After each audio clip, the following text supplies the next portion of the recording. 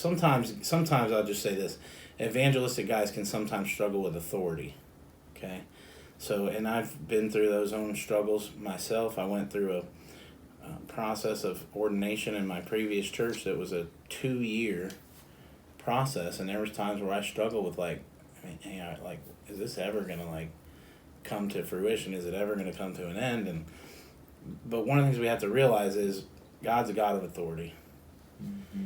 When we reject or bristle against any authority, if the authority is behaving responsibly and godly, then it's God that we're resisting, right? We have that when God discusses authority, the magistrate in Romans 13.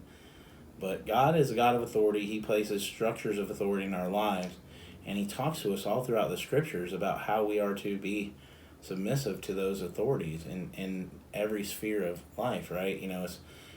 Christ is the head of every Christian, right? And the husband's the head of a wife. Therefore, a wife should submit to her husband. The pastors are the under shepherds of God's church. Therefore, the Scripture says, obey your leaders and submit to them as to ones who'll give an account, right? So every arena of life has authority.